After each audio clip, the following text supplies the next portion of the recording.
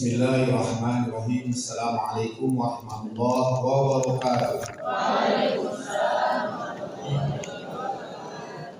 Alhamdulillah alladzi khalaqal mauta wal hayata liyabluwakum ayyukum ahsanu amala. Wassalatu wassalamu ala Rasulillah wa ala alihi wa sahbihi wa man wala amma ba'd. Bapak-bapak, ibu-ibu yang insyaallah pada pagi ini kita dirahmati Allah Subhanahu wa taala. Dan mudah-mudahan pertemuan ini adalah pertemuan yang diridhoi Allah Subhanahu wa taala, karena pertemuan ini adalah pertemuan yang akan membahas, mendiskusikan tentang hubungannya dengan peran kita di dalam dunia pendidikan. Dan peran kita dalam dunia pendidikan ini bukan main-main. Artinya kita nanti akan meluluskan atau mencetak generasi-generasi masa datang yang akan menjadi generasi yang memiliki akhlak yang mulia, berakidah Islam yang kuat, sehingga mereka bisa menjadi panutan umat bagi seluruh manusia di muka bumi. Bapak sekalian, oleh karena itu, karena kita di dunia pendidikan, maka mereka-mereka yang nanti akan meneruskan dan mempraktekannya dalam kehidupan, insya Allah bagi kita semua yang hadir di sini yang terlibat dalam dunia pendidikan akan mendapatkan ganjaran pahala berupa pahala jariah yang sampai nanti akan menjadi teman kita di akhirat nanti. Bapak sekalian, maka oleh karena itu kita akan betul-betul sungguh-sungguh menjalankan peran kita ini dengan penuh khidmat, dengan penuh komitmen yang kuat, sehingga kita betul-betul bisa mencapai tujuan yang diharapkan. Tidak hanya sekedar juara, tidak hanya sekedar juara, tapi melahirkan generasi yang menjadi panutan umat. Bapak sekalian, saya dalam kesempatan ini atas nama Badan Wakaf Al-Quran BWA dari kantor pusat mengucapkan terima kasih atas kesempatan yang diberikan oleh manajemen Al-Irsyad untuk bertatap muka dengan Bapak Ibu sekalian, untuk sekedar berbagi ilmu terkait dengan bagaimana Bapak Ibu sekalian bisa melengkapi pengetahuan yang sudah dimiliki sekarang, keahlian yang sudah dimiliki sekarang, sehingga kita bisa menjadi lebih efektif lagi. Oleh karena itu, tema yang sengaja dimintakan dan kemudian saya buatkan temanya adalah becoming effective from within. Artinya apa? Bagaimana kita menjadi lebih efektif melalui diri kita sendiri. Karena segala sesuatunya itu mulai dari diri kita. Kalau diri kita sudah efektif, maka akan menular ke yang lain. Dan dengan segini banyaknya yang hadir di sini, mudah-mudahan saling menularkan, ya. Dan menularkan yang baik-baik, jangan nularin yang tidak baik. Ya. Oleh karena itu, Bapak sekalian, ucapan terima kasih kami ini mudah-mudahan nanti bisa kita jalin kerjasama yang lebih baik lagi, dan BWA dalam kesempatan ini yang merupakan lembaga filantropi yang menyalurkan dana-dana wakaf. Kami spesialisasinya di wakaf. Wakafnya wakaf Quran, wakaf air bersih, wakaf listrik, wakaf kapal. Kapal kami nanti akan berangkat ke Papua untuk melayani kesehatan orang-orang yang ada di pelosok. Kami juga punya wakaf air. Wakaf air itu tidak hanya buat kaum muslimin tadi, tapi juga ada di NTT yang kampungnya itu kampung non-muslim. Tapi kami juga menyalurkan wakaf besar. Dan kemudian ada satu divisi di Badan Wakaf Al-Quran, namanya divisinya BWA Corporate University. BWA Corporate University lah kami mengkhususkan bukan hanya sekedar berbagi, menyalurkan dana wakaf ke masyarakat yang membutuhkan, tapi kami juga ingin berbagi dari segi kemampuan pengembangan SDM, sehingga SDM itu bisa memiliki kualitas yang memadai.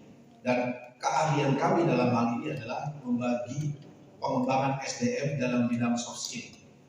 Ya. Dan dalam kesempatan ini saya sebagai pembina dari unit BWA, saya turun langsung membawa program dari BWA Corporate University ini, yaitu dalam bentuk pelatihan-pelatihan baik di perusahaan-perusahaan, di lembaga-lembaga manapun, termasuk di lembaga pendidikan. Kami sudah memberikan training leadership kepada kepala sekolah di seluruh Indonesia. Di seluruh Indonesia sudah kami berikan training kepada sekolah dan juga guru BK. Jadi kami sudah keliling kepada guru BK, kepala sekolah, dan kami sudah keliling juga ke beberapa sekolah atas permintaan sekolah untuk berikan training kepada guru-gurunya. Ya, jadi kemarin juga baru dari Malang, juga baru dari Ponorogo, dari Ngawi, dan seterusnya. Kita akan terus keliling berbagi tentang bagaimana kita menjadi memerankan peran sebagai tenaga pendidik menjadi lebih efektif lagi. Nah, ini sekedar perkenalan dari BWA. Jadi BWA Corporate University itu bukan universitas, Bapak Ibu, bukan universitas, tapi itu adalah divisi yang fokus perannya adalah berbagi keterampilan dalam bidang soft skill untuk peningkatan SDM. Ya, jadi kami juga memberikan pelatihan ke perusahaan-perusahaan, dan pelatihan yang kami berikan ini secara cuma-cuma, gratis.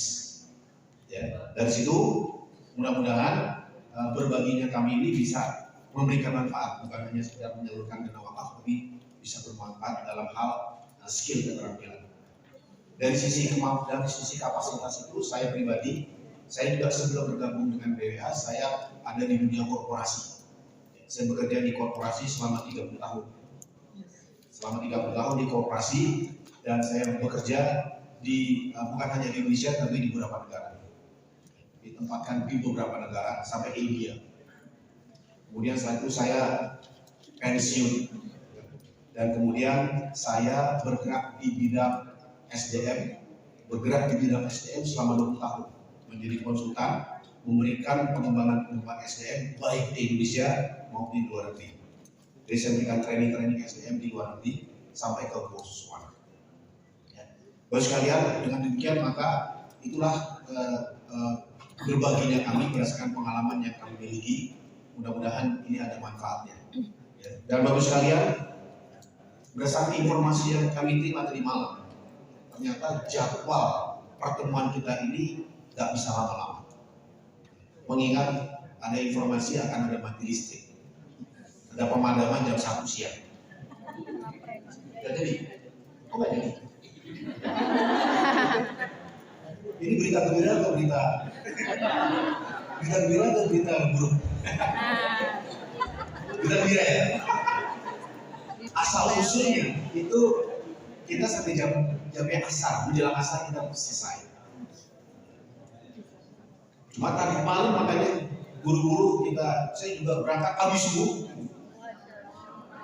berangkat ke sini dari Jakarta, karena perjalanan ke sini ternyata lumayan macetnya. Keluar Kerawang Barat macetnya Masya Allah. Alhamdulillahnya arah ke sana macetnya, arah ke sini enggak, tapi tinggal satu mobil kebagian sisanya, karena semua mobil udah berhubung.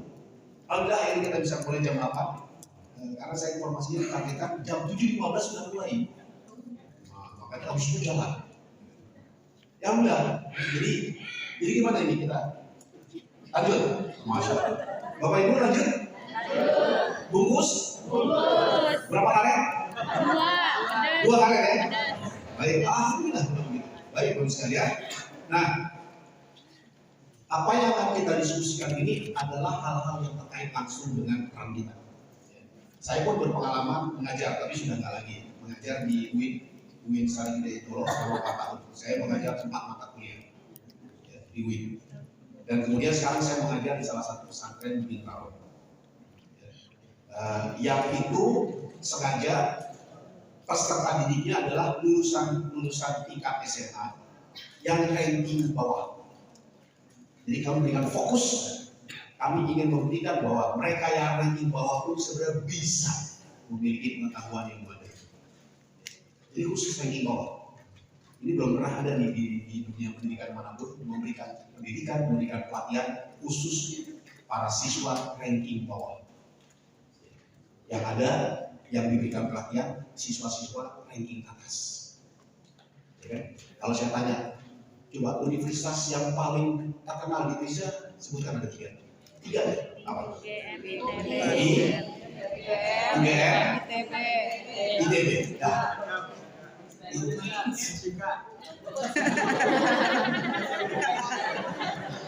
Umur banget ya. Nah, Bapak sekalian, oke, saya sebut yang dunia dulu ya. Tadi kita bahas khusus. UI, UGM, ITB. Ya. Pertanyaannya, kenapa 3 perguruan tinggi ini perguruan tinggi yang paling hebat di Indonesia. Kenapa? Karena apanya? Kenapa? Inputnya maksudnya gimana? Mahasiswa yang masuk pinter-pinter, ya nggak sih? Untuk masuk ke perguruan tinggi itu mungkin dia ranking 1 di sekolahnya, itu juga belum tentu diterima, ya kan? Makanya kalau bahasa Italia namanya creme de la creme, disebutnya gitu, creme de la creme. Kalau creme itu kan toppingnya krim kan? Nah ini di atasnya lagi, itu disebut creme de la creme. Itu kalau Bapak Ibu sekalian beli es krim, itu ada toppingnya. Nah toppingnya itu di atasnya lagi, itu namanya creme de la creme, the best of the best. Gitu. Orang yang terbaik, pilihan. Yang gak heran lah kalau mereka dibilang yang bagus dong, ya gak sih? Orang lulusan yang udah the best, itu dosennya tidur pun mereka tetap the best. Kalau Bapak Ibu ini tidur, gimana kira-kira siswanya? Gedung bukan the best. Gedung. Nah itu Bapak Ibu sekalian, mulai karena itu coba kita buktikan, kita mari buktikan. Semua lulusan SMA ranking bawah masuk ke 3 perguruan tinggi ini. Gimana kira-kira? Hasilnya gimana? Kalau ingin membuktikan bahwa emang ini sekolah the best, masukkan orang-orang ranking bawah ke situ, hasilnya kayak apa coba kita lihat. Coba kita buktikan, ya kan? Sama Alinsat ini kalau yang masuk Alinsat adalah creme de la creme. Bapak Ibu tiduran juga bisa, tetap aja mereka orang pinter. Ya kan? Itulah kenapa kami fokuskan. Jadi kami punya cara untuk membuat orang pintar. Ini nanti kita akan ke sana. Saya akan ke sana nanti. Jadi kita akan membuat orang pintar, bukan membuat orang cerdas. Bukan membuat orang cerdas, tapi kita bikin orang pintar. Ya, nanti kita akan ke sana, kita bahas. Baik Bapak sekalian, untuk memastikan kita bisa fokus, ya, saya akan langsung keluar nih. Belum keluar ya? Oke. Ini dia. Ya. Tapi kalau layar di sini nggak kelihatan ya. Jadi nggak apa-apa, dengerin aja. Mau diapain?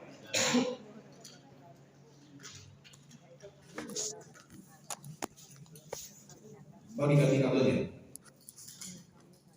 Oke. Saya kasih jawabannya ini, tapi saya bilang yang di pojok sana yang nggak lihat sama sekali.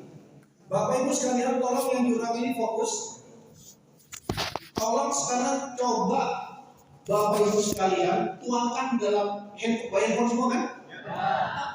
Kita aktif bukan? Ditinggal. Bawa handphone. Oke. Handphonenya kan ada untuk bisa mencatat kan? Aktifkan notes-nya. Oke, coba. Nyalakan handphonenya. Tolong jangan cek status ya. Tolong jangan cek status. Buka handphonenya, buka notes. Nah di situ untuk mencatat. Nanti saya arahkan. Oke, apa yang Bapak Ibu akan catat di situ? Begini Bapak Ibu. Saya tanya sekarang. Saya yakin pasti Bapak Ibu sekalian sampai di sini masih ada yang kepikiran sampai ke bawah ruangan ini. Ya kan? Ada nggak yang kepikiran sampai ke ruangan ini? Pasti ada. Yang mungkin yang kepikiran sampai sekarang ini mungkin udah lama dipikirin, tapi kok belum selesai juga. Ya kan? Nah, coba apa yang ada di kepala kita yang sampai sekarang masih kepikiran dan sampai ke bawah ruangan ini, catat ini. Apa ini? Catat ya. Bisa, udah lama banget itu kontak masing-masing bisa. Ya, catat. Boleh 1, boleh 2, boleh 3. Ya, dicatat di handphone. Yang sampai sekarang ke bawah sampai ke ruangan ini kepikiran. Sudah?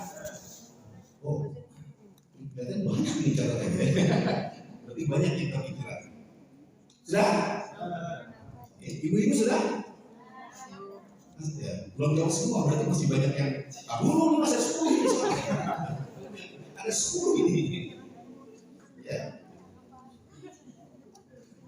Oke? Sudah ya? Alhamdulillah. Ibu-ibu sudah? Sudah? Yang jawab sudah baru segelintir orang. Berarti yang lainnya masih tak dulu, belum selesai. Banyak masalah. Baik. Kalau sudah di save. Sudah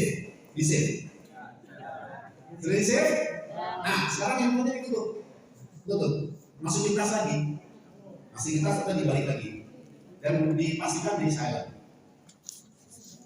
Nah, dengan demikian Bapak Ibu sekalian, apa yang sampai saat ini ke bawah ruang ini masih kepikiran, sekarang sudah pindah ke handphone Bapak Ibu sekalian. Oke? Ya kan, artinya sekarang sudah kosong. Sekarang sudah pindah ke handphone. Ada yang nggak rela, ini nggak mungkin. Bagaimana bisa pindah ke handphone? Di handphone Anda di sini bisa nempel. Yalah, ya kan? Bagaimanapun juga kita juga manusia, ya kan? Baik Bapak sekalian, nah agar kita bisa konsentrasi, ya, sampai kita selesai nanti, baru kemudian ini malah nggak ada layarnya. Saya tuh ngomong nggak ada layarnya. Gimana? Sukses?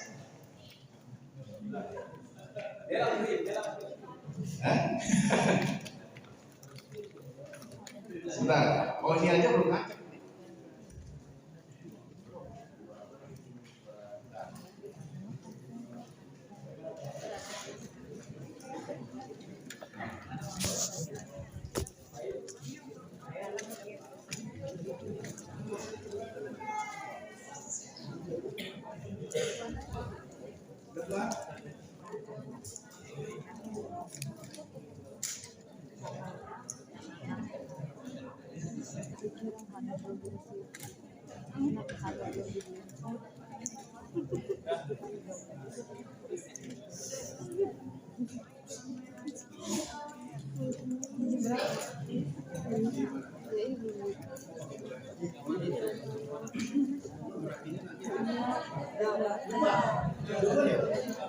Alhamdulillah. Tinggal ini aja ya, dibesarin aja ya.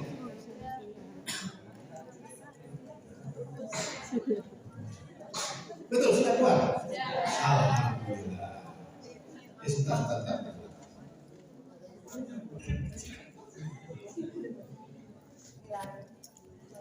Ulang lagi. Nah, ya. Ini yang saya maksud tadi, apa yang ada di kepala kita, tulis di handphone, disimpan, nanti setelah pulang baru dibuka lagi, masukin lagi. Oke, nah biar kita bisa konsentrasi Bapak Ibu sekalian, akan saya tampilkan sebuah kalimat, bukan sebuah kalimat, ya saya tampilkan kalimat yang Bapak Ibu sekalian dibaca dengan penuh seksama. Kalau ada yang kuat menghafal, bagus juga dihafal. Mungkin yang di pondok sana terbaca nggak yang di pondok? Terbaca ya? Oke. Kalau nggak terbaca, silakan pindah ke depan. Oke. Karena apa, nanti pertanyaan akan dimulai dari belakang. Oke. Masih ada waktu untuk menyelamatkan diri. Dan saya sarankan yang di belakang, ya, yang di belakang tolong jangan bersender ke tembok. Ya. Kalau mau bersandarlah kepada Allah SWT. Nah, banget itu ya kan. Oke Bapak sekalian, akan saya tampilkan tulisan yang tulis itu tolong dibaca dengan seksama. Ya. Baik, tolong konsentrasi, silakan dibaca. Pelan-pelan, hati-hati, pakai hati aja. Jangan dibaca kenceng-kenceng. Dalam hati saja. Dalam hati dibaca. Kalau dia bisa menghafal hebat.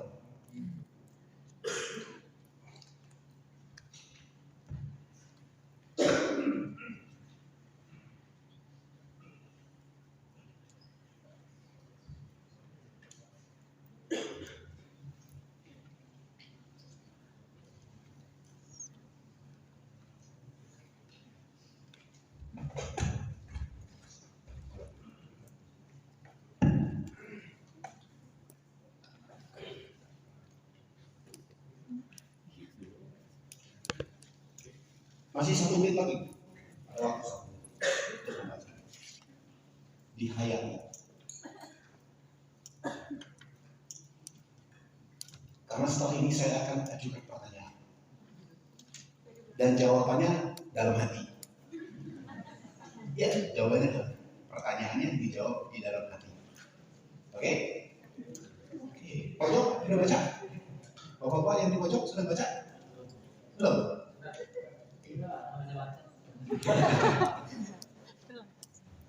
Oke. Saya pastikan dulu yang di belakang baca ya? Oh, baik. Yang di tengah tinggal melihat ke sini atau ke sana. Tapi jangan lihat dua-duanya. Baik, kalau sudah. Nah, saya akan ajukan pertanyaan, tolong dijawab di dalam hati. Oke? Pertanyaannya adalah, ada berapa jumlah huruf P?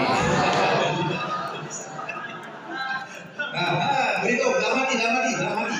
Dijawab dalam hati. Beritahu dalam hati. Oke?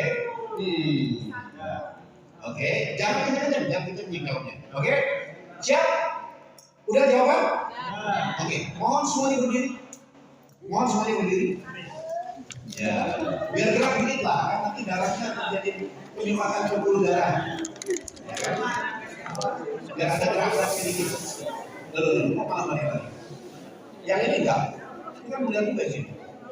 Yang sini kan melihat juga. Oh, sana tadi. Oke, baik. Pertanyaan saya adalah yang mengatakan bahwa yang jawabannya adalah jumlah huruf P-nya dalam kalimat tadi adalah 1 sampai 3. Silakan duduk. Yang jawabannya 1 sampai 3 saja. Silakan duduk aja. Oke. Duduk yang 1 sampai 3. Duduk. Ya, duduk. Langsung ambil posisi dulu. Yang 1 sampai 3. Oke. Berarti yang lainnya di atas 3 ya. Oke. Yang jawaban huruf P-nya ada 4, silakan duduk. Yang 4. Duduk. Yang jawabnya 4 duduk. Oke. Tapi kalau ini jangan difoto pakai handphone terus dihitung ya. Nggak boleh curang ya. Yang jawabannya 5, silakan duduk. Yang bilang 5 ada, silakan duduk. Yang 5. Oke. Ada yang 5? P5 duduk. Oke, yang P-nya jawabannya 6. Duduk, 6. Silakan duduk yang bilang ada 6. Oke. Silakan duduk yang bilang ada 6. Oke. Wow. Yang laki-laki masih banyak ini, masih berdiri semua. Baik, yang bilang ada 7, duduk. Yang bilang ada 7, P-nya, duduk. Oke. Masih banyak. Oke. Yang bilang 8, silakan duduk. Yang bilang ada 8 P-nya. Iya sih. Bapak-bapak di sana masih berdiri semua ini. Yang 8, nggak ada? 9, duduk. Yang 9. Yang bilang huruf P-nya ada 9, duduk. Oke. Yang bilang ada 10, duduk. Yang bilang ada 10, duduk. Duduk. Ini yang berdiri maksudnya tungguin aja sampai berapa. Kayaknya triknya lumayan bagus ini. Oke, yang bilang ada 11, duduk. 11. Ada juga 12. Yang 12 duduk. 13 duduk. 14 duduk. 14. 15. 16. Jadi berapa? Nggak ada huruf P-nya. Huruf P-nya cuma 1. Berapa jumlah huruf P yang ada di dalam tulisan tadi? Nggak ada huruf P-nya. Nggak ada huruf P-nya. Tulisan tadi nggak ada huruf P-nya. Bukan tulisan tersebut tadi. Yang tadi.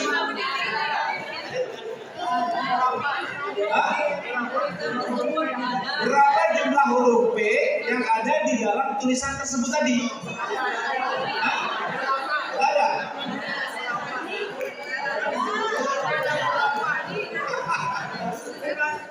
Oke, jadi yang masih berdiri jawabannya adalah tidak ada O-nya. Di mana? Di tulisan ini? Tulisan tersebut. Oke, kalau begitu silakan duduk karena yang betul adalah yang masih berdiri sampai sekarang.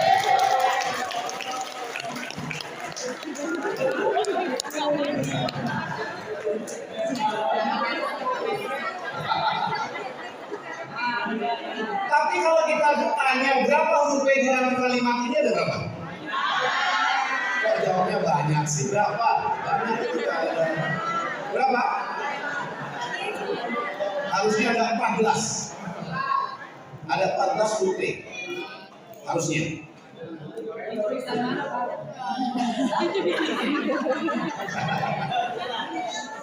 Oke. Lalu tadi yang duduk-duduk itu benar apa salah? Benar juga. Nah ini menarik Bapak Ibu sekalian. Artinya begini. Tentang pola pikir. Oke. Ini saya malah mau tanya, ini dijawab dulu. Apa yang bisa kita pelajari dari permainan tadi? Apa pelajaran? Pola pikir. Apa lagi? Persepsi. Ya. Perbedaan persepsi. Apa? Pemahaman kalimat.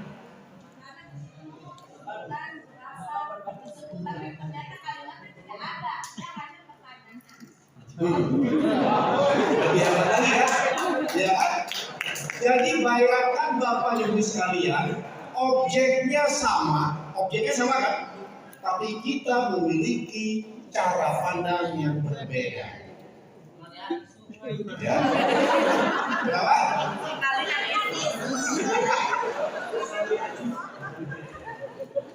Artinya, coba Bapak Ibu sekalian bayangkan kita dalam satu organisasi Al-Irsyad. Objeknya kan sama. Ya kan? Pendidikan anak, kurikulum, objeknya sama. Tapi kita punya cara melihat yang beragam.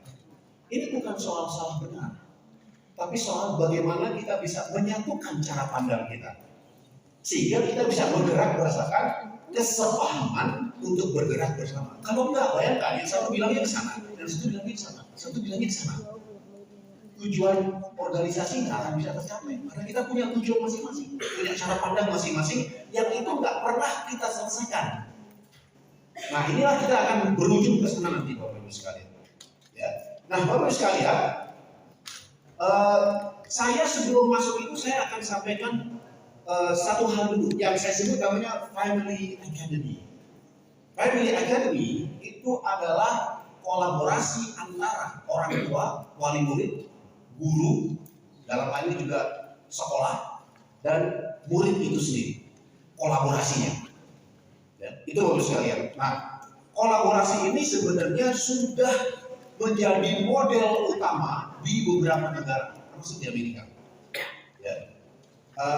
Termasuk di Oxford University dan Harvard itu sudah membuat pola seperti ini.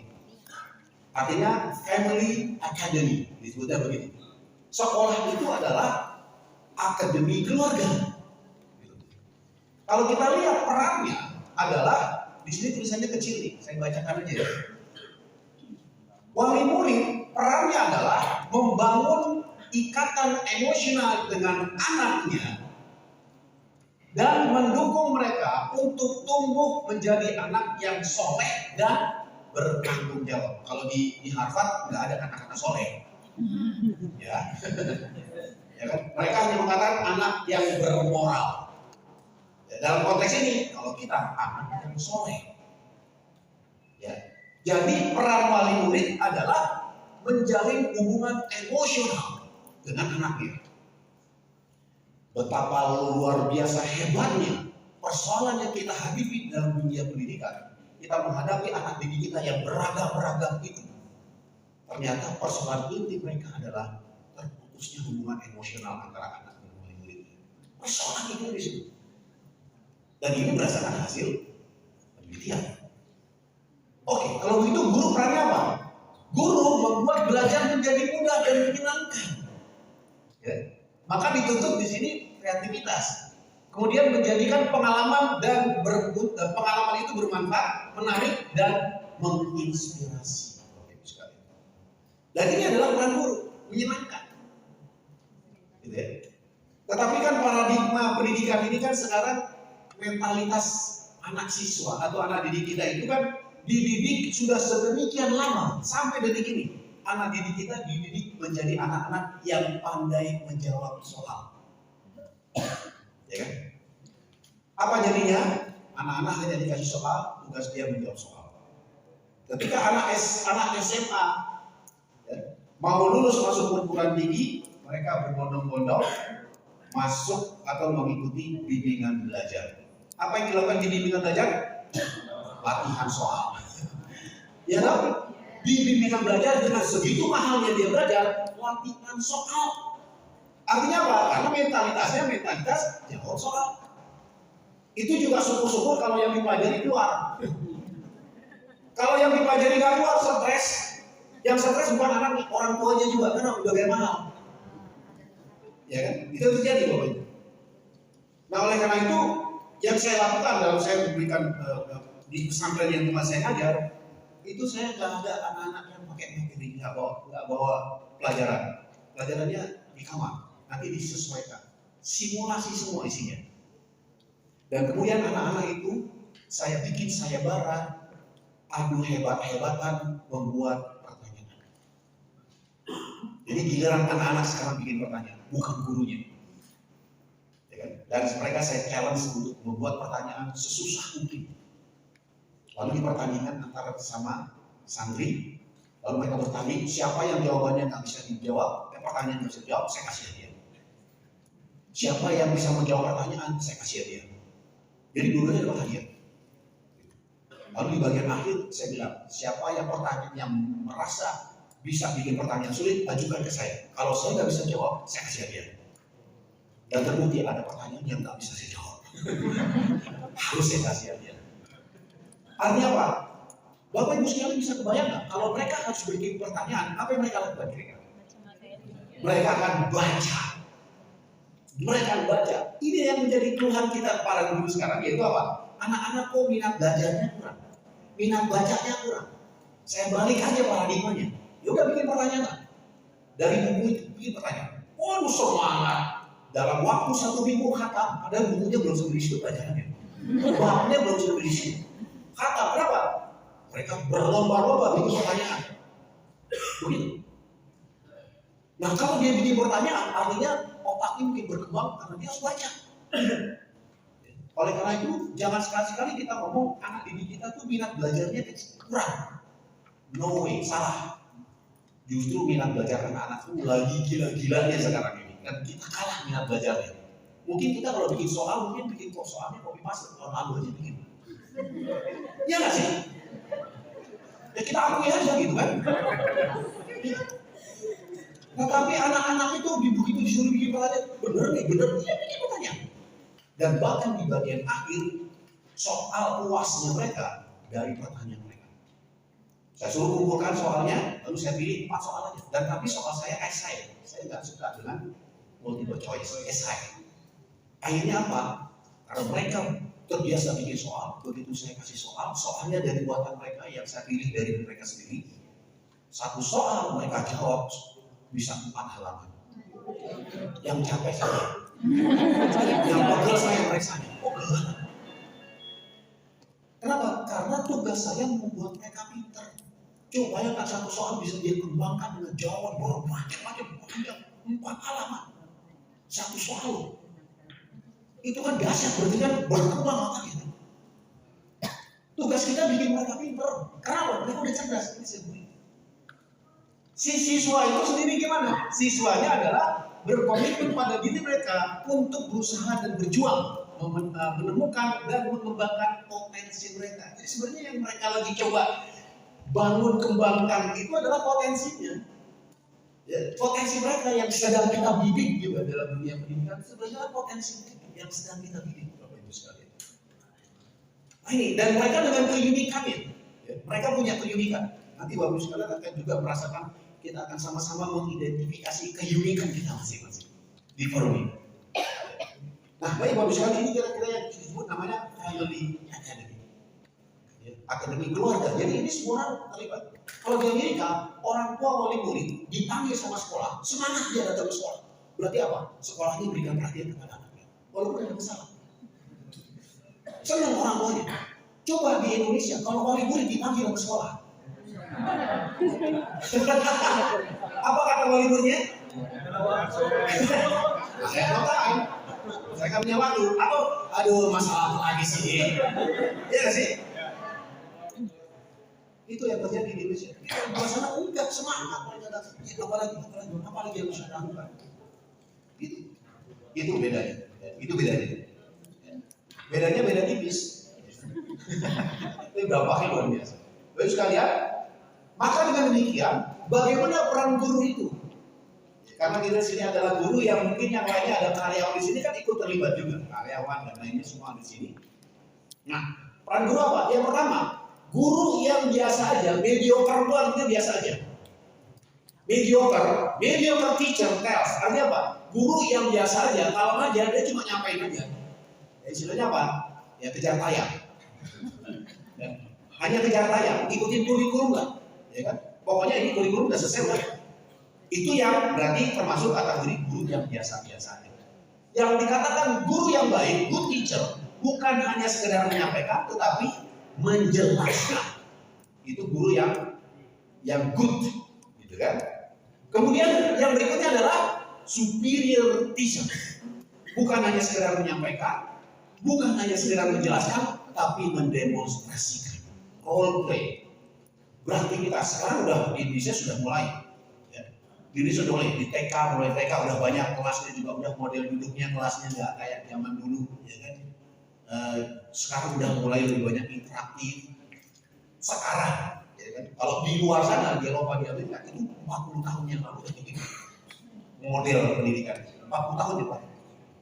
Ya. Kalau kita ya baru sekarang. Ya. Nah kemudian yang lebih hebat lagi apa? Great teacher. Great teacher apa? Bukan hanya sekedar menyampaikan, bukan hanya sekedar menjelaskan, bukan hanya sekedar mendemonstrasikan, tapi menginspirasi. Ya, inilah ujung dari perkataan kita, bagaimana para teacher, para guru itu menginspirasi anak didik kita. Ya, saya yakin Bapak Ibu sudah sekarang pernah terinspirasi dengan salah satu guru yang pernah kita dulu pernah sekolah, ya kan? Pasti ada yang terjadi. Apakah terinspirasi waktu guru, waktu SD, waktu SMP, atau waktu SMA, misalnya gitu ya? Pasti ada yang ingat, ya kan? Dan ingatnya tuh ada dua. Ingat akan kegawatan gurunya, ya kan? Atau ingat dengan kebaikan gurunya, ya kan? Dan saya ingat dua-duanya. Sampai sekarang guru SMP saya itu orang Batak, namanya Simorangkil. Orang Batak, Simorangkil. Ada orang Batak sih, Simorangkil. Guru bahasa Inggris. Ada guru bahasa Inggris sini. Guru bahasa Inggris. Saya ingat banget sama guru Simorangkil ini sampai sekarang waktu kelas 1 SMP. Kenapa? Kalau saya nggak kerjain PR, perut saya dicubit dan dipelintir sampai saya nggak bisa napas. Itu sampai sekarang saya masih ingat di zaman dulu kala. Dan kemudian waktu itu, kemudian saya terinspirasi juga dengan guru saya, sama-sama guru bahasa Inggris tapi perempuan, namanya Ibu Ratna, sudah almarhum. Yang saya suka dari dia apa? Karena dialah yang membuat saya jadi juara pidato bahasa Inggris. Awalnya saya begitu disuruh tampil di depan kelas waktu latihan, keluar suara gak keluar. Yang keluar apa? Jagung beserta keringetnya, yang disebut keringet jagung.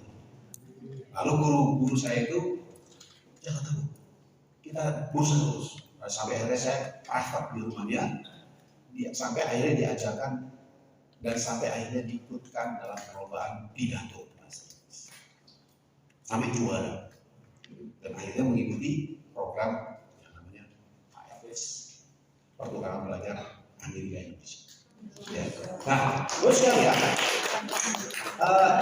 guru inspirasi Dan Bapak Ibu sekalian saya yakin pasti ada. Nah target kita adalah kita menginspirasi. Yang sampai nanti dia bahkan punya cucu masih ingat kenapa. Bahkan mereka kembali lagi ke sekolah itu bukan sesuatu berarti. Baik, ini yang mau kita kejar Bapak sekalian. Tapi dalam konteks ini karena ini isinya di samping guru juga ada karya, kita akan masuk ke yang lebih lagi, yaitu bagaimana kita menjadi efektif. Karena ini berdampak kepada semua, termasuk guru dan karyawan. Jadi bagaimana kita menjadi efektif melalui diri kita sendiri. Ini adalah yang akan kita diskusikan sampai menjelang asar. Ya, akan kita diskusikan sampai menjelang asar. Ya, materinya cuma ini doang. Ini sebenarnya kalau benar-benar kita mau sampai mendalam 3 hari, 3 hari Bapak Ibu. Ya, 3 hari. Cuma dipersingkat menjadi 3/4 hari saja. Isinya nggak beda jauh sama. Ya kan? Maka saya pikir lebih singkat. 3/4 hari kita selesaikan Bapak Ibu sekalian. Ya. Dan Bapak Ibu sekalian sudah diberikan materi ini selembar itu. Yang lainnya nanti diberikan dalam bentuk soft copy. Ya. Yang lainnya karena banyak akan beberapa slide, tapi slide itu dalam rangka saya akan komunikasikan ke Bapak Ibu, tapi inti materinya yaitu ya, nanti bisa diingat-ingat dan seterusnya. Hanya itu doang. Baik Bapak Ibu sekalian, kalau kita lihat dari inti materi ini Bapak Ibu sekalian, lihat yang paling di bagian tengah yang kecil. Kelihatan nggak yang bagian kecil? Kelihatan apa itu tulisannya? Potensi. Artinya Bapak Ibu sekalian, untuk kita bisa menguasai yang 3 itu, yang pertama adalah spiritual value, yang kedua adalah yang namanya engage. Engage itu kalau bahasa Inggrisnya tunangan. Engage hanya tunangan bahasa Inggris, tapi engage di sini adalah keterlibatan kita di dalam menjalankan peran kita. Kita betul-betul terlibat, engage namanya. Yang ketiga, bersinergi. Kenapa bersinergi? Kenapa kita bersinergi? Karena kita menjalankan peran masing-masing, punya bidang masing-masing. Kalau nggak sinergi, itu nggak akan mencapai tujuan yang diharapkan. Maka perlu sinergi. Yang di bagian luar, 3 hal itu adalah keterampilan, Bapak Ibu. Spiritual value, engage, dan sinergi itu adalah keterampilannya. Modalnya adalah potensi yang di tengah. Semua orang kita punya itu potensinya, ya Bapak Ibu sekalian. Nah, karena kita punya modal yang ada di dalam potensi kita, saya yakin Bapak Ibu sekalian akan memiliki kemampuan untuk yang 3 kali itu, spiritual value, engage, dan sinergi. Dan masing-masing 3 itu ada turunannya lagi, ya, pecahannya lagi. Kenapa? Karena untuk bisa memahami itu perlu saya urai satu persatu Bapak Ibu. Ya. Nah, Bapak Ibu sekalian, dengan demikian kita akan mulai dari yang namanya potensi. Ya, yang namanya potensi itu kita punya 3 potensi yang sejak lahir sudah kita miliki.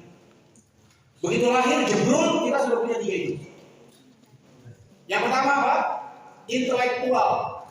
Apa itu intelektual Bapak Ibu? Intelektual apa? Kemampuan berpikir atau kecerdasan. Kemampuan berpikir atau kecerdasan. Ya. Cuma Bapak Ibu sekalian, kalau mau mencari definisi yang lebih tepat, kalau pakai bahasa Inggris, ada berbagai macam kategori, ada intelektual, ada smart, ada intelligent, segala macam kan? Itu bingung, orang barat sendiri bingung. Iya, orang barat sendiri Bapak Ibu sekalian kalau cari dari keempat istilah yang dipakai oleh mereka, ada smart, intelligent, ada genius, gitu kan?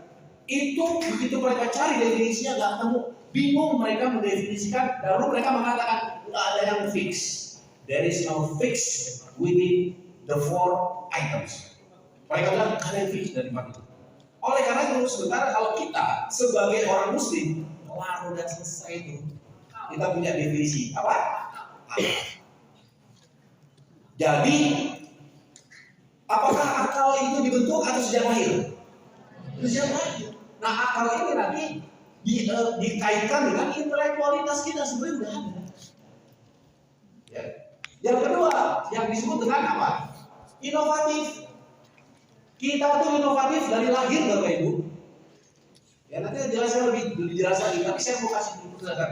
Inovatif sejak lahir, dari lahir. Artinya apa? Manusia itu memang dari lahir inovatif. Khususnya orang Jakarta. Orang Jakarta mau berangkat kerja, itu dia pasti nemukan yang namanya jalan tikus. Ya kan? Jalan tikus itu inovatif itu, ya kan? Ya inovatif. Selain itu apa? Kalau manusia tidak punya kemampuan inovatif dari lahir, maka kita sampai sekarang, dari zaman dulu sampai sekarang masih zaman batu. Ya nggak sih? Buktinya sekarang udah zaman apa? Zaman apa sekarang? Zaman apa sekarang? Hah? Ya teknologi apa? Teknologi apa sekarang yang udah tinggi banget sekarang? AI. Apa itu AI? AI itu apa? Ini apa AI? Artificial Intelligence. Artinya apa? Kecerdasan buatan. Hebatnya manusia karena punya kecerdasan, dia bisa bikin kecerdasan buatan. Kan gini betul itu, ya sih? Hebat betul itu. Manusia bisa bikin kecerdasan buatan, artificial intelligence. Pertanyaannya, apakah artificial intelligence bisa menggantikan para manusia? Tetap nggak bisa. Walaupun sekarang udah banyak, ya kan sudah pakai artificial. Bapak Ibu sekalian, nanti mungkin sekitar 5 tahun ke depan, kayaknya mahasiswa tidak perlu bikin skripsi. Kenapa? Nanti bikin skripsi pakai AI. Judulnya pengen apa, outline-nya pengen apa, langsung begitu enter, itu dikerjain sama deskripsinya. Bahkan dia melakukan penelitian kemana-mana. Kita nggak melakukan apa-apa, duduk manis, 10 menit jadi skripsi. Iya. Jadi mahasiswa sekarang nanti 4 tahun ke depan tidak ada skripsi. Kalau bikin skripsi soalnya gampang sekarang. AI, gitu loh. Ya kalau kita mau nggak susah-susah AI gitu ya. AI, kawan itu. AI.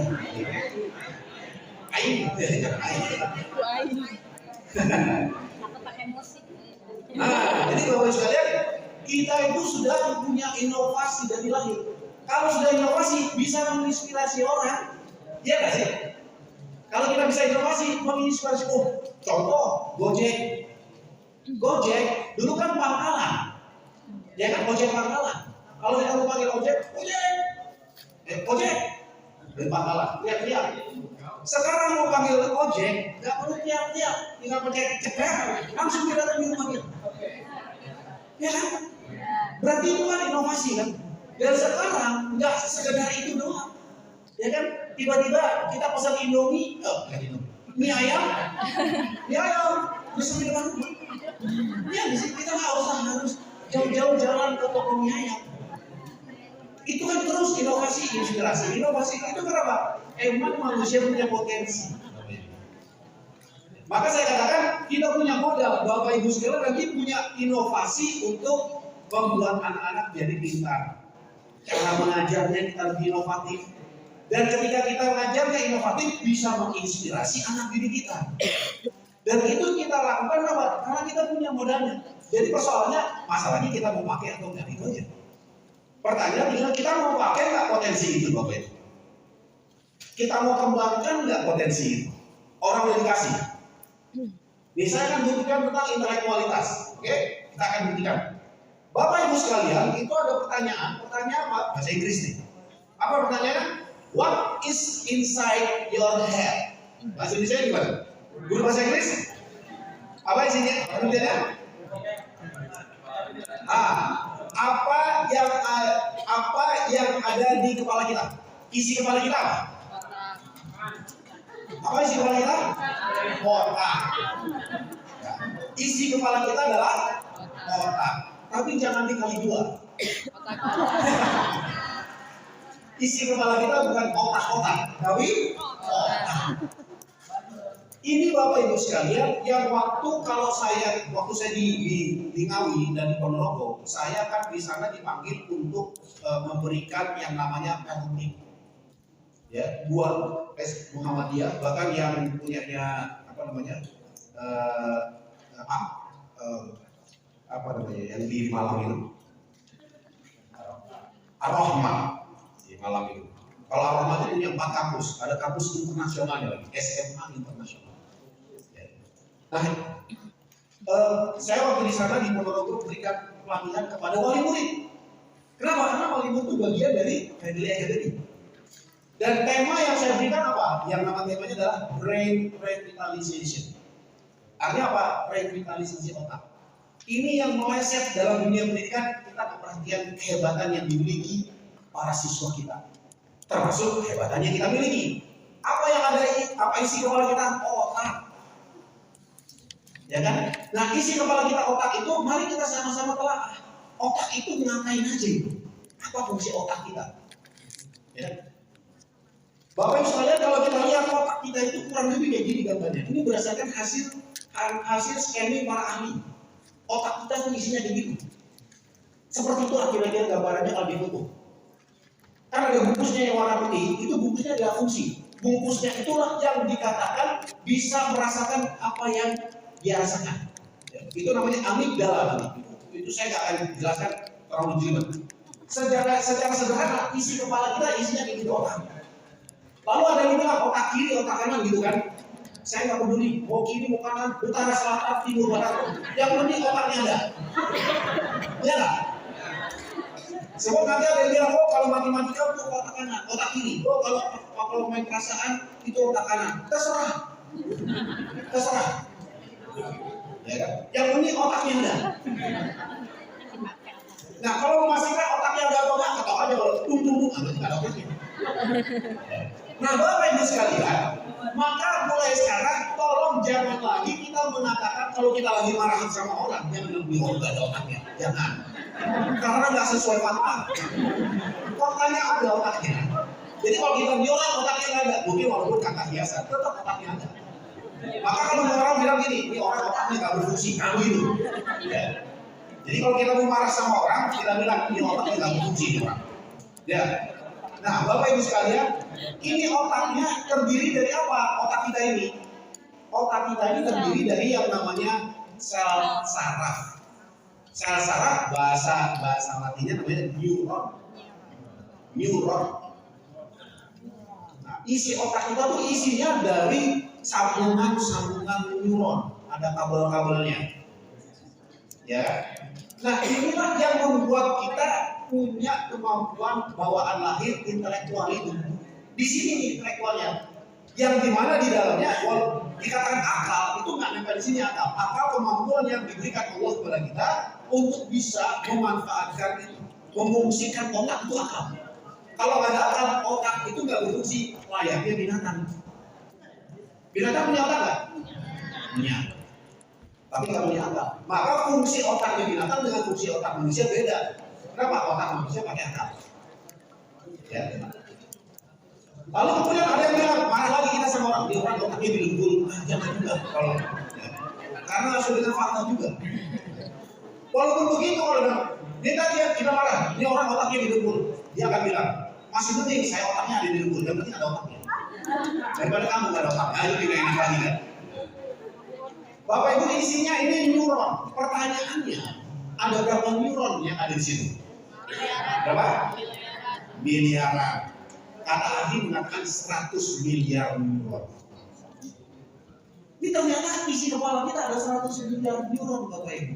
Tapi kan Allah menciptakan menciptakan ini nggak untuk asal-asalan kan? Ya sih. Fungsinya apa tuh kok sampai 100 miliar neuron? Bahkan para ahli mengatakan otak kita itu adalah miniatur alam semesta. Otak kita itu miniatur alam semesta.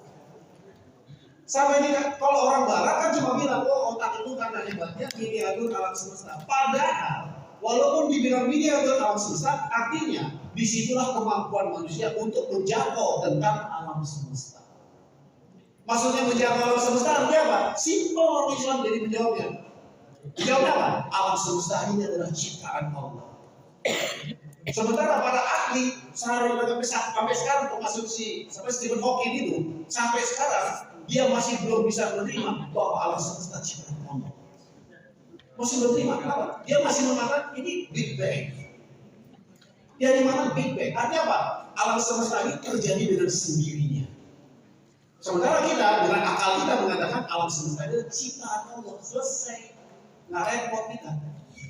Iya nggak sih? Nggak repot, selesai ya. Itulah Allah telah memberikan kepada kita kemampuan itu, intelektual tadi mengatakan begitu. 100 miliar, nggak main-main angkanya loh. Ya kan? Nah ternyata dengan 100 miliar, kalau begitu 100 miliar neuron itu apa fungsinya? Ternyata neuron itu fungsinya salah satunya untuk menyimpan informasi, Bapak Ibu. Menyimpan informasi. Contoh nih, saya ngomong, Bapak Ibu nyerap nih, diserap.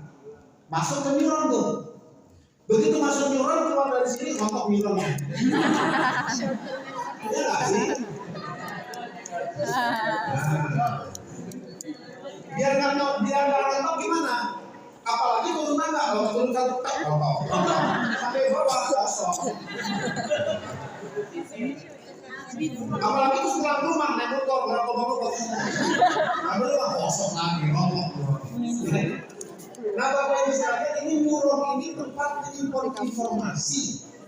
Itu neuron. Maka kalau kita lihat neuron itu saling sambung satu sama lain untuk apa? Bisa menjawab persoalan yang ada dalam kehidupan kita. Itu neuron.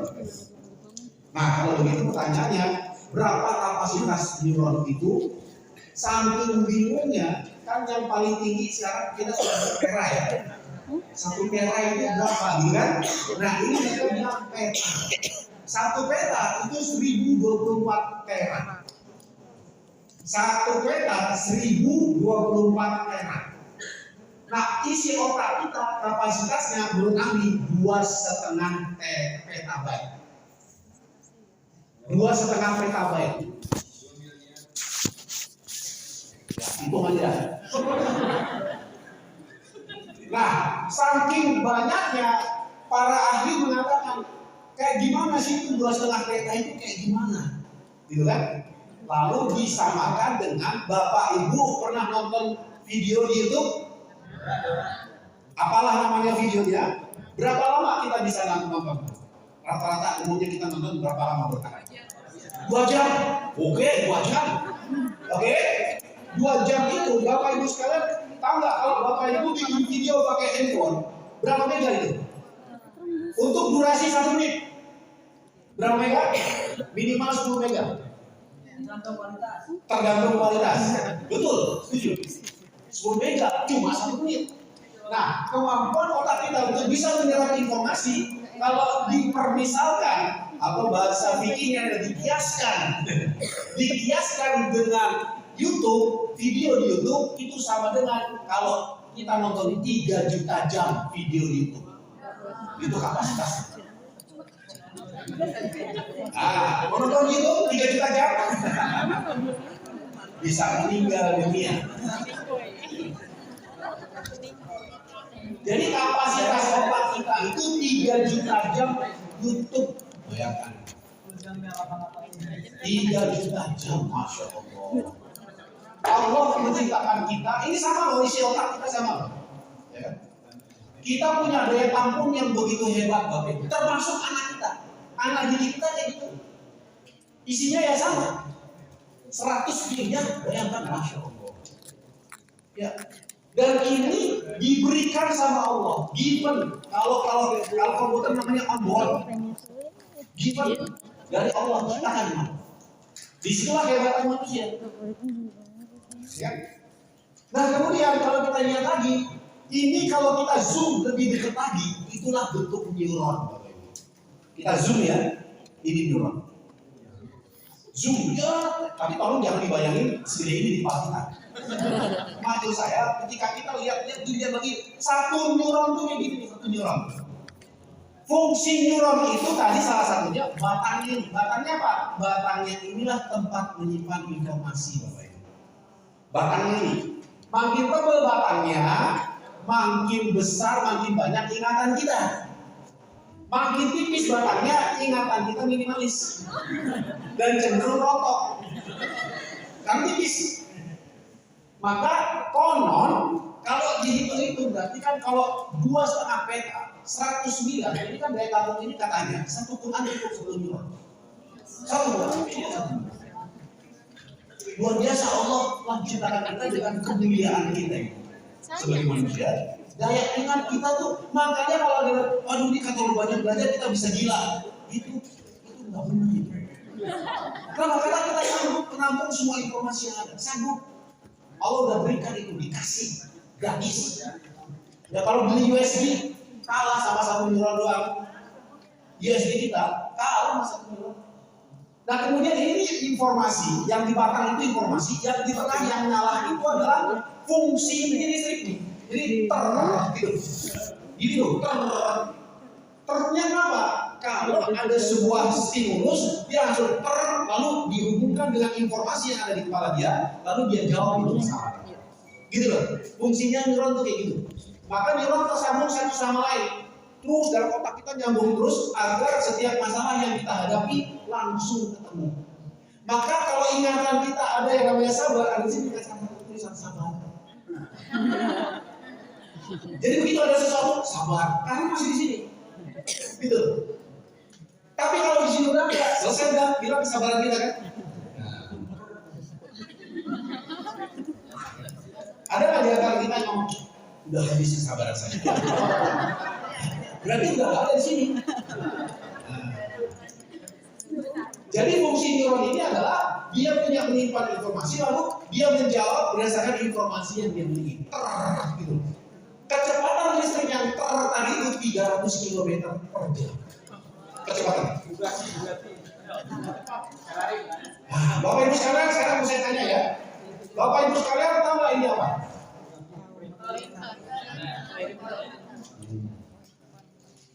Ada yang jawab pointer, ada yang belum jawab. Oke. Pertanyaan saya adalah, kenapa Bapak Ibu bisa jawab ini pointer? Karena di batang ini sudah terekam bahwa ini dan ketika saya tanya ini apa, langsung listriknya nyala pointer gitu, itu maksudnya ya. Fungsinya itu. Jadi kalau anak-anak kita tanya pertanyaan langsung dia jawab, itu fungsinya begitu tuh, neuronnya berfungsi langsung jawab. Ada yang iya kan? Kita tahu ya guys.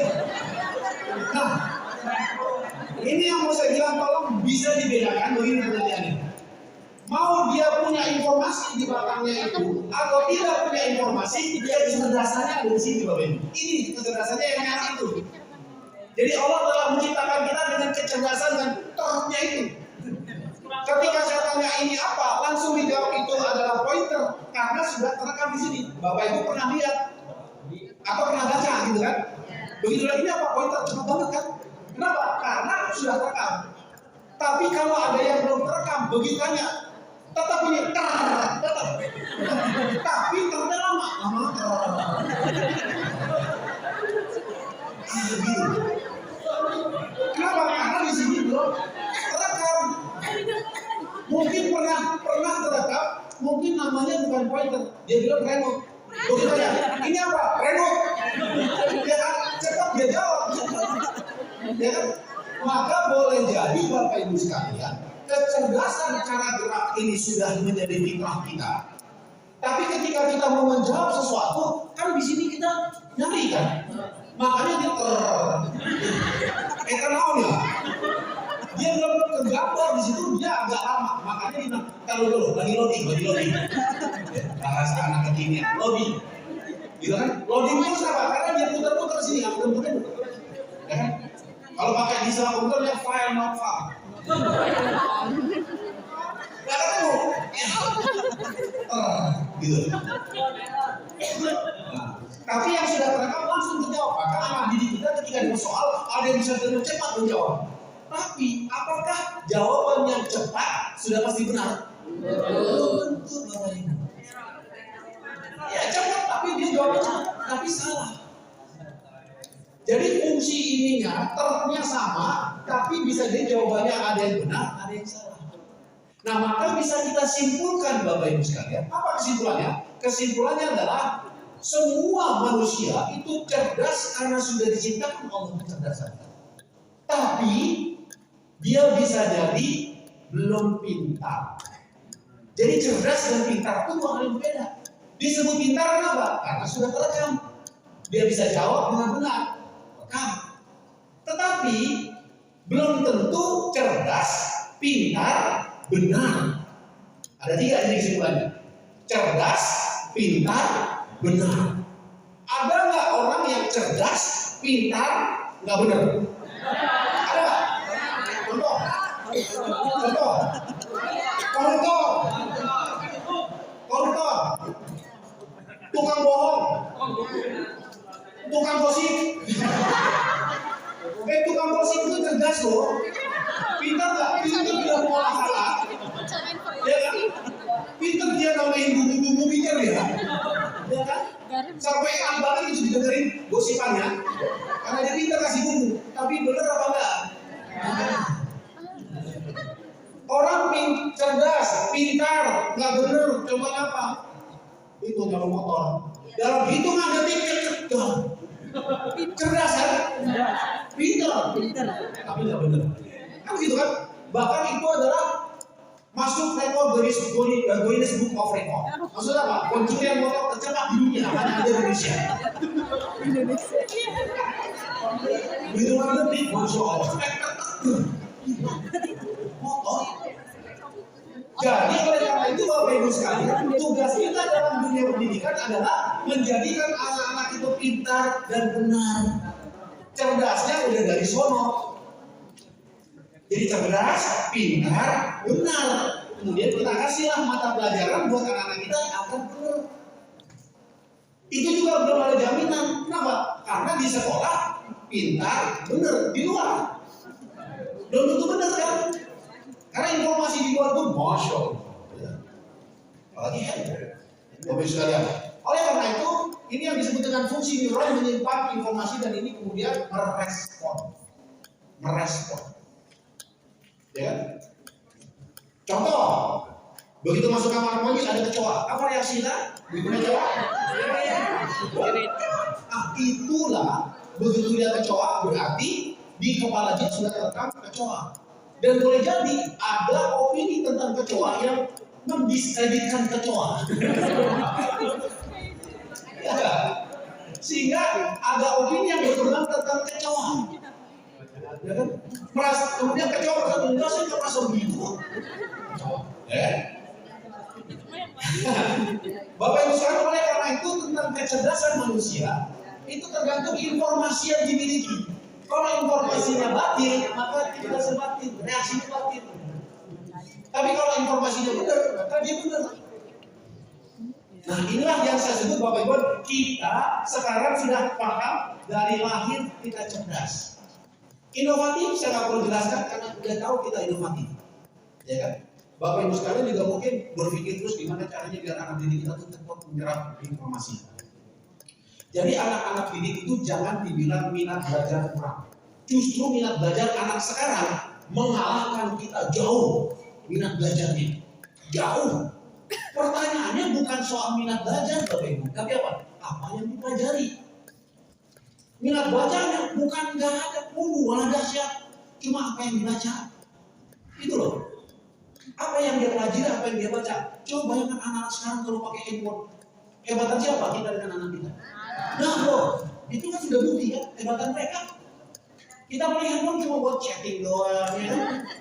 Instagram isi, ya kan? Lagi makan di warung ini, foto itu doang. Tapi mereka lebih hebat dari kita, ya kan?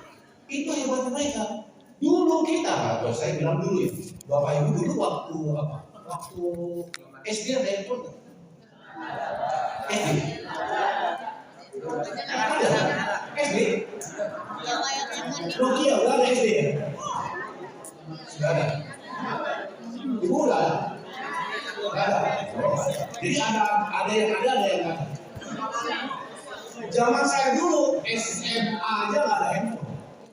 Zaman saya itu handphone muncul ketika saya sudah bekerja. Saya pertama sekali bekerja tahun 87 Bapak Ibu. Saya pertama kali bekerja tahun 87. Sebelum handphone pager. Jadi kalau pager itu apa pager? Maka sekarang untuk Ngeledek orang, pager itu sekarang udah bukan pager lagi, tapi apa?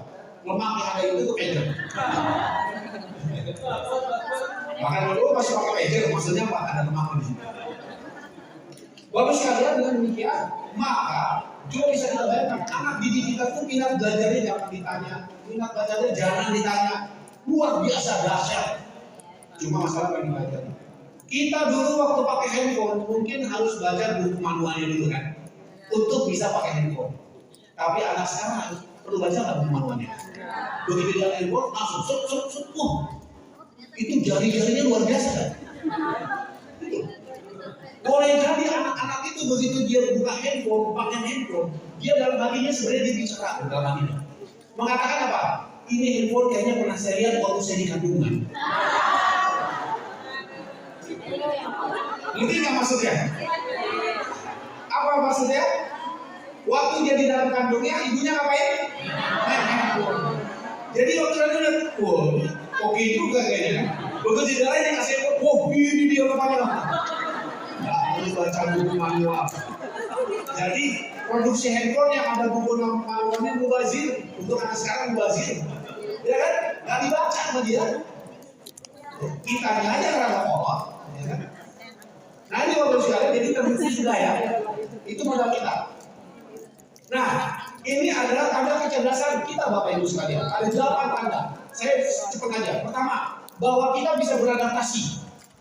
Ya. Kita bisa beradaptasi. Bapak Ibu sekalian sebelum bergabung dengan Alisa, ya kan? Mungkin Bapak Ibu ada di wilayah sana. Begitu bergabung sama Alisa, Bapak Ibu bisa menyesuaikan diri dengan kondisi yang ada di Alisa. Itu bukti kecerdasan kita. Kita bisa beradaptasi di mana? Tukang sampah, tukang sampah. Mungkin dia dulu nggak suka bau sampah, tapi sekarang sama bau sampah, ya kan? Bahkan kalau dia disuruh keluar dari tempat sampah itu 1 bulan aja, dia akan merindukan bau sampah. Kenapa? Karena sudah jadi dirinya kan. Itulah kehebatan manusia bisa menyesuaikan diri. Ya. Kalau kita nyium bau sampah, mabok. Gitu. Tapi kalau dia nggak ada bau sampah, mabok dia. Yang berikutnya lagi, kecerdasan kita buktinya adalah rasa ingin tahu. Bahasa kerennya karena apa? Kepo. Jadi Bapak Ibu sekalian, kalau kita kepo, itu artinya sebenarnya tanda-tanda kita cerdas. Iya. Cuma kepo yang kayak apa? Dulu. Tapi keponya itu adalah tanda cerdas. Kan sama dengan yang saya katakan, cerdas, pintar, benar, gitu kan? Itu tujuan kita. Jadi kepo itu adalah bukti kecerdasan kita Bapak Ibu. Justru kalau kita nggak mau tahu, itu kelihatan loh, itu orang kita nggak cerdas. Ya. Keponya kurang. Berikutnya lagi apa? Dia tahu kalau dia nggak tahu segalanya. Maksudnya gitu. Dia paham kalau dia tuh nggak tahu banyak hal. Jadi nggak semua dia tahu tuh dia paham itu. Saya nggak tahu segalanya itu Pak. Itu bukti kita cerdas. Ya kan? Itu sama dengan ada kuadran mengatakan dia tahu kalau dia nggak tahu. Dia tahu kalau dia tahu. Yang depan lagi apa? Dia nggak tahu kalau dia nggak tahu. Itu parah itu. Ya. Nah, itu kalau bahasa kekiniannya Google. Google itu namanya dia nggak tahu kalau dia nggak tahu. Berikutnya lagi apa? Nah, searching for knowledge, mencari pengetahuan. Ini saya terjemahkan bahasa Indonesia. Ini sebenarnya aslinya dari Argentina pakai bahasa Indonesia. Saya terjemahkan bahasa Indonesia. Dia pengen mencari apapun yang bisa. Mencari pengetahuan itu bukan berarti dia harus sekolah, bukan. Dalam kehidupan dia pasti akan cari tahu jawabannya apa. Itu maksudnya. Ya. Itu tanda-tanda kecerdasan kita. Yang berikutnya lagi, tanda kecerdasan kita adalah rasa bosan. Bapak Ibu sekalian, kalau Bapak Ibu sekarang ada di sini rasa bosan, berarti Bapak Ibu itu cerdas.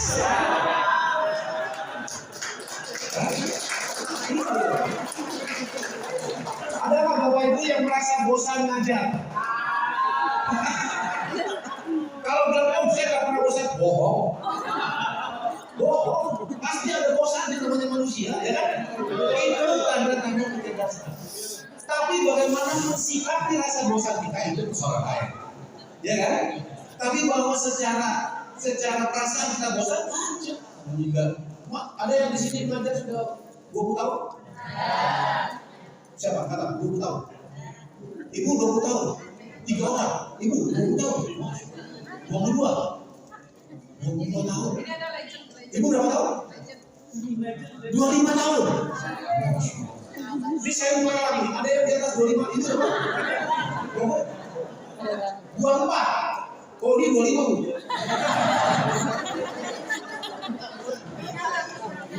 Ada yang 26? Ada belum? Ada yang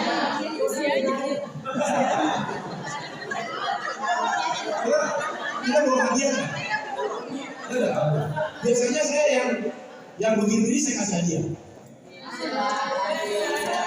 Itu disuruh aja. Coba yang ibu 25 tahun ngajar, bosan ya Bu? Ada masanya juga. Jadi jawabannya gini Bu, ibu bosan nggak ngajar? Ya bosan lah ya. Manusia ya nggak sih? Itu tanda-tanda kita cerdas Bapak Ibu.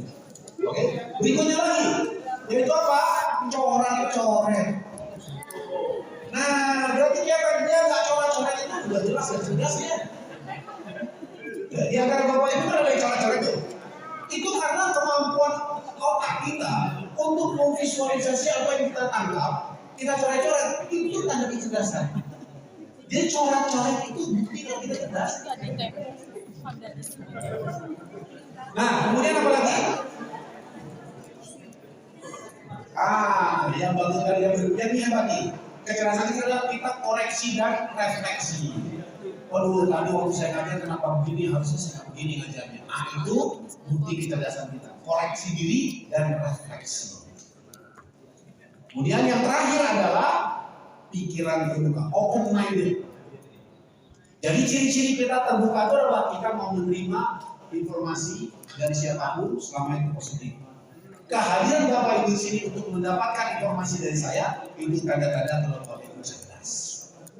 Ya, nah ini sekedar gambaran Bapak Ibu sekalian, penguat kita bahwa ternyata kita punya potensi yang tinggal kita kembangkan. Ya. Nah sekarang saya mau masuk ke bagian berikutnya. Ya. Nanti jam 10 kita ada break ya, ada break. Break ada jam 10 yang disebut namanya kalau nggak ada coffee break kita rubah jadi toilet break. Toilet break, oke? Nah sekarang kita masuk yang pertama Bapak Ibu sekarang. Dengan potensi yang kita miliki maka kita akan bisa sampai ke titik pengembangan yang namanya spiritual value. Ada yang bisa memberikan jawaban apa itu spiritual value? Value apa? Nilai spiritual. Kalau dalam Islam akidah. Dalam Islam akidah. Jadi apa? Ini nilai akidah. Jadi akidah itu melahirkan nilai pada diri kita. Dan akan saya diskusikan dengan Bapak Ibu sekalian. Yang pertama adalah bahwa yang namanya akidah itu akan melahirkan motivasi yang intrinsik. Dan kemudian setelah itu akan melahirkan orang-orang yang punya integritas. Yang di negeri ini lagi langkah-langkahnya. Integritas. Kenapa? Karena integritas terhubung dengan nilai akidah. Jadi kalau orang tidak punya integritas berarti ada masalah dengan akidah.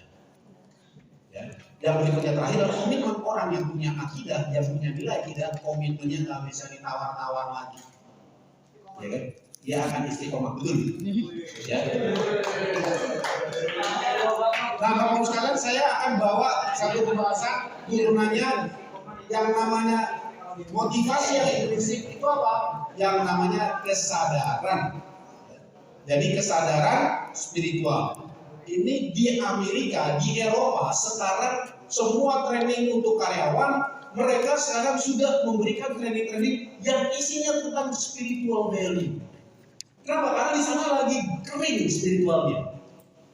Nah di Indonesia kering juga atau udah basah? Masih kering juga. Maka kita sekarang masuknya kalau mereka pakai spiritual value, kita pakai akidah value. Oke, saya akan masuk ke sini. Oke. Nah, untuk bisa mendapatkan yang namanya motivasi yang intrinsik, membangun kesadaran tentang spiritual yang kita miliki akidah, maka kita tinggal tanya berdasarkan 3 kategori pertanyaan yang paling luar sampai yang paling dalam. Artinya apa? Pertanyaan yang paling luar gampang dijawab. Pertanyaan yang paling dalam jawabannya dalam, gitu maksud saya. Oke, pertanyaan paling luar apa? Tentang wah. Wah, apa hasil yang diharapkan sekolah terhadap lulusannya? Bisa dijawab nggak? Apa lulusan visinya Alisa apa? Tadi juara-juara apa? Bukan. Apa?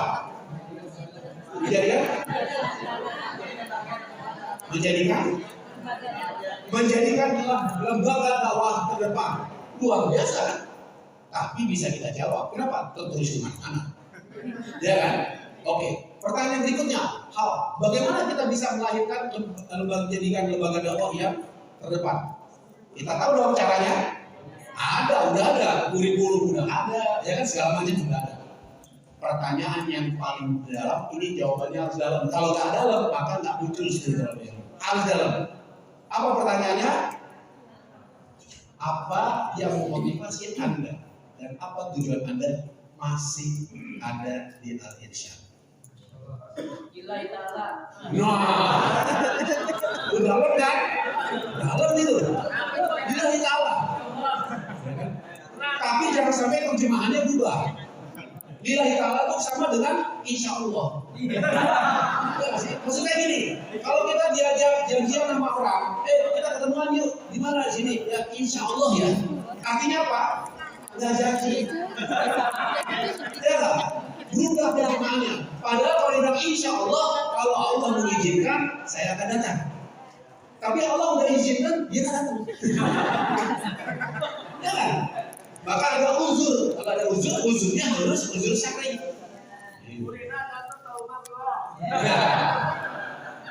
Ya, jadi yang namanya why inilah jawabannya paling mendalam. Tadi Bapak Ibu sekalian, kenapa masih mau berada di Al-Irsyad? Kenapa masih ingin terlibat di dalam dunia pendidikan di Al-Irsyad? Ya? Soal dia termasuk tujuan ibu secara pribadi nih, kenapa masih di sini? Kenapa? Tadi udah lillahi ta'ala itu dalam kan? Tapi saya pengen ada lillahi ta'ala itu oke. Tapi ada yang lebih dalam dari itu. Cinta Alisa, masih Alisa. Ada lagi nggak yang lebih dalam lagi? Apa? Ibadah. Bapak Ibu sekalian, ini jawaban udah mulai mengarah dalam kan? Kenapa kita mau terlibat di sini? Ibadah. Ibadah. Kenapa kita bilang ibadah? Mengharap apa? Ridho Allah. Dalam. Ya kan? Jadi mengharapkan ridho Allah, ibadah. Bukan mengharapkan ridho Al-Irsyad, nggak perlu kan? Al-Irsyad ridho mau nggak ada urusan. Yang penting Allah ridho. Itulah yang disebut dengan namanya kesadaran spiritual. Kesadaran spiritual itu kalau kita datang ke sini dalam rangka ridho Allah, itu yang kita pegang. Bapak Ibu sekalian pastilah pernah merasakan ketika keluar dari rumah, kemudian kepikiran, aduh kok rasanya males ya? Ada nggak? Pasti namanya manusia, males, bosan, ya kan? Maka yang menjadi vitaminnya apa? Saya dalam rangka ridho. Udah berangkat. Kenapa? Ridho. Kalau orang udah ridho, kalau males, dahsyat. Jadi inilah cara membangun kesadaran spiritual Bapak Ibu, yang dengan demikian maka kita akan mampu memiliki yang namanya spiritual motivation yang intrinsik. Intrinsic motivation. Motivasi yang intrinsik. Apa itu motivasi yang intrinsik Bapak Ibu? Intrinsik apa artinya? Paling mendalam. Jadi kalau kita bilang saya ini demi ridho Allah, ya, kalau Allah ada ridho, udah saya nggak akan bisa tergoyahkan. Motivasi. Mengajar kalau pengen dapat ridho Allah, kenapa? Karena amal jariah, masya Allah. Amal jariah itu, bukan berat, dalam. Dalam itu lebih berat dari berat. Nah, jadi harus dari Allah, maka kita akan memiliki namanya motivasi yang intrinsik, yang paling dalam. Intrinsik itu artinya apa? Dalam. Ada motivasi yang sifatnya bukan intrinsik, tapi nominal. Ya kan? Saya di Al-Irsyad yang penting tiap akhir bulan dapat gaji. Itu namanya transaksional. Motivasinya transaksional, bukan intrinsik. Kalau intrinsik, karena apa? Ridho Allah. Jadi saya kerja di sini nggak digaji nggak apa-apa.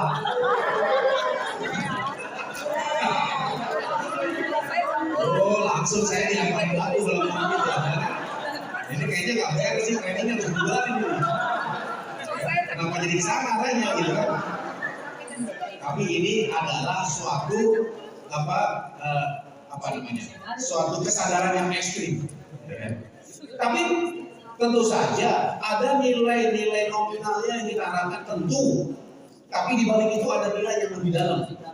Maka motivasi kita yang intrinsik tadi itu, Bapak Ibu sekalian, saya kasih contoh. Saya nggak mau. Bayangkan saja, uang 50.000. Uang 50.000 bayar?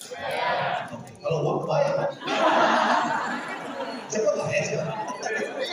Coba bayangkan uang 50.000. Uang 50.000, kalau saya bilang dua, laku nggak? Kenapa? Nggak ada nilainya. Disolatin. Bagaimana? Laku warung, nggak ada nilainya. Bukankah kalau 50.000 saya bagi dua, jadi nilainya 25.000? Enggak juga kan? Lalu apa nilainya uang itu? Nilainya bukan nilai intrinsik. Atau nilai intrinsiknya uang itu lebih murah daripada nilai nominalnya. 50.000 itu kan nilai nominal. Nilai intrinsiknya adalah bahannya. Gitu loh. Bahannya dari apa? Kertas. Apalagi bahan kertas itu, Bapak Ibu sekalian tahu nggak uang kertas itu terbuat dari apa bahannya? Bukan, dari pisang. Jadi bahan baku untuk bikin uang itu pisang. Brazil adalah eksportir pisang terbesar di dunia untuk dibuat dolar. Kalau kita terima dolar,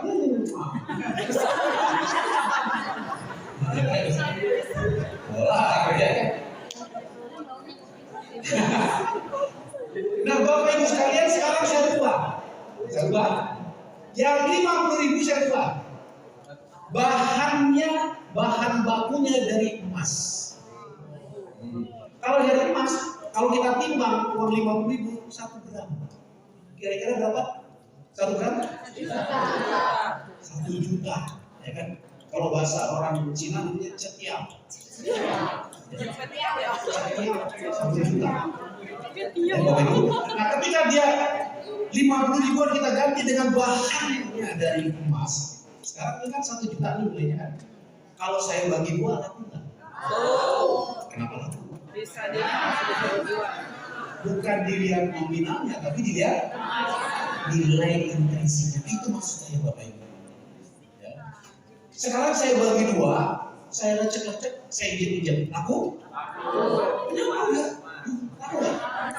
Kenapa? Karena emas. Emas mau diinjek-injek tetap emas. Itulah motivasi intrinsik tadi itu, Bapak Ibu. Ya. Jadi motivasi intrinsik kita tuh kayak gitu. Kalau udah kita demi ridho Allah, kita dirobek-robek hati kita, diinjek-injek.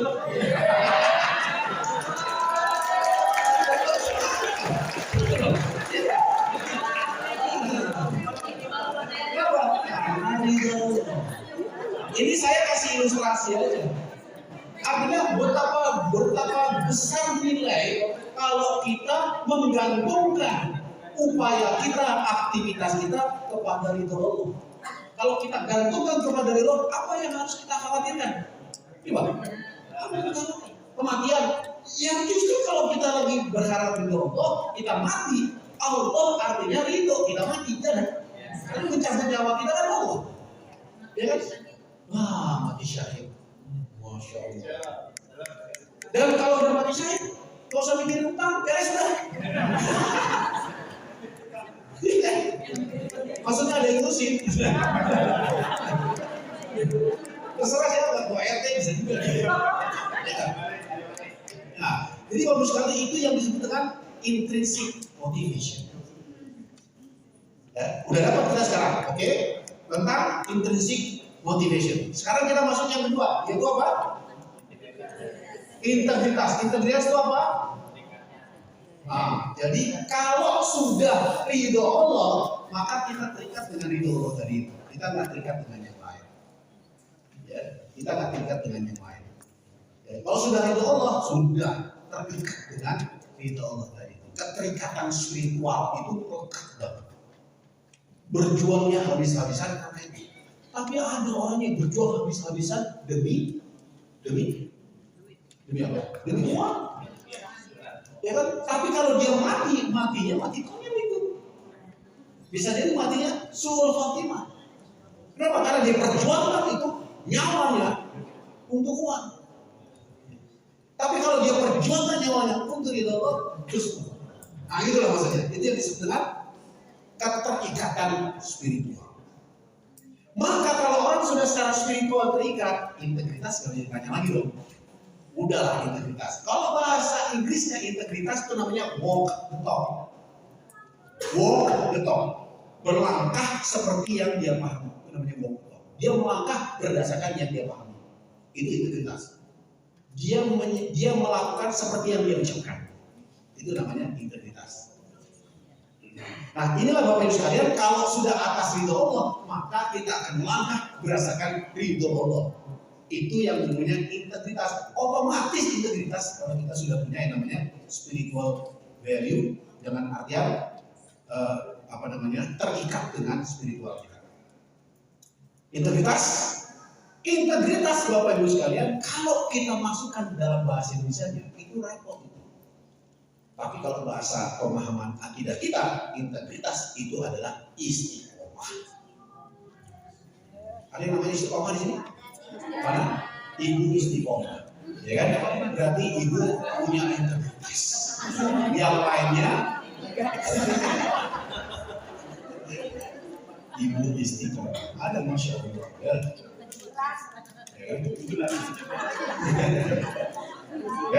Jadi integritas dalam bahasa akidah Islam itu istiqomah. Kenapa? Kalau sudah ridho Allah yang dapatkan, maka dia akan senantiasa istiqomah berada di jalan ridho. Itulah integritas. Nah, ya. Banyak orang yang tidak istiqomah, walaupun pemahaman agamanya sudah selevel ulama, sudah selevel ulama, tapi langkahnya tidak seperti level pemahamannya. Ada yang begitu? Berarti tidak istiqomah dia dengan pemahaman yang sudah nempel di harmony ini. Dia tahu banyak tentang keharuman. Oke, berikutnya lagi yang ketiga. Apa yang ketiga? Yaitu komitmen. Kenapa komitmen? Karena ada dorongan spiritual, komitmen. Kalau kita sudah berakad, kalau bahasa dalam muamalah, kalau sudah akad, maka kita akan penuhi akad itu dengan segala kekuatan, tenaga, dan pikiran kita. Itu dalam ilmu muamalah, Bapak Ibu. Dalam muamalah kalau kita sudah berakad, maka kita akan konsisten dengan akad itu. Bapak Ibu kalau sudah berakad dengan Aisyah, tanpa harus Aisyah ngecek-ngecek kita berpegang kepada akad. Karena seorang yang istiqomah, seorang yang memiliki akidah value, dia akan memiliki komitmen. Kenapa? Karena ada akad. Akad itu yang menjadi pegangan. Sebab kalau kita melanggar akad, berarti kita akan dihukumi orang-orang yang melanggar akad. Dan itu berdosa, ya kan? Paham itu dalam ilmu muamalah. Ya. Maka oleh karena itu mungkin kalau kita sudah berakad, salah satunya segala aturan yang dilakukan oleh Aisyah sudah kita baca dan itu kita pahami, dan ketika kita tanda tangan artinya kita terikat dengan aturan yang ditetapkan oleh Aisyah karena kita sudah tanda tangan. Kalau kita nggak tanda tangan berarti tidak ada akad, tidak ada kewajiban untuk menunaikan akad. Sama dengan akad nikah kan? Sebelum ada ijab kabul, akad nikahnya di ijab kabul, maka saya tidak berwajib untuk memberikan akad berarti kan? Begitu akad, semua kewajiban sudah mulai mengalir. Ya kan? Begitu akad semua, ya kan? Ini adalah milik akad. Jadi akad itu merubah hukum. Yang tadinya tidak wajib jadi wajib. Akad. Jadi Bapak Ibu sekalian kalau sudah berakad dengan Aisyah, penuhi akad itu. Kalau Bapak Ibu merasa tidak penuhi, you have the choice. Nanti nggak hidup the choice. Kita punya pilihan untuk melepaskan akad. Maaf, saya nggak bisa mengikuti aturan yang diberlakukan arisan, saya mundur. Ya kan? Tapi atas sebatas arisan. Tapi kalau sudah kita akad, penuhi akad. Begitu. Ini adalah orang-orang yang punya komitmen. Kenapa? Didasari oleh ridho. Itu Bapak sekalian. Ya. Salah satu contohnya apa? Misalnya ini dalam banyak organisasi dan banyak perusahaan, masalah kinerja, masalah kehadiran, itu persoalan yang paling umum terjadi. Cuma karena di dalam akad-akad yang ada di perusahaan kan nggak berdasarkan akad yang syar'i. Apa orang Islam yang berakad nggak merasa dia berakad? Cuma masalahnya kalau dia bekerja, berakad, yang pekerjaannya diharapkan Allah itu akad yang batil. Nah kalau Bapak Ibu sekalian ada di Indonesia, insya Allah itu akadnya bukan batil, tapi betul. Ya kan? Jadi itulah Bapak Ibu sekalian, kalau kita sudah berakad, kita harus, kalau kita melanggar akad, kalau ada uzur syar'i dibolehkan. Tapi kalau ada uzur syar'i kita langgar akad itu berdosa. Nah itu Bapak sekalian dalam konteks bahwa yang namanya komitmen itu berpegang teguh pada akad yang sudah kita akad itu menjadi azam kita. Oke, selesai sudah bagian yang pertama, spiritual value. Disitulah kemudian kalau sudah dasarnya adalah bahwa ini demi ridha Allah, lahirlah nilai pada diri kita. Nilainya mendalam sekali. Tidak transaksional. Banyak orang yang bekerja transaksional. Transaksional itu tadi, yang penting saya menjalankan tugas saya, nggak perlu saya lakukan dengan sebaik-baiknya. Pokoknya saya sudah jalankan, habis itu saya terima ujroh, ya kan? Terima gaji, selesai. Itu namanya transaksional, ya kan? Di sinilah persoalan ketika saya memberikan training SDM di berbagai perusahaan. Persoalannya ada yang paling mendalam dari digunakan. Cuma kan mereka nggak menggunakan akidah Islam sebagai dasar pijakan, sehingga pelanggaran-pelanggaran itu diabaikan. Dan persoalannya kualitas perusahaan jadi bermasalah.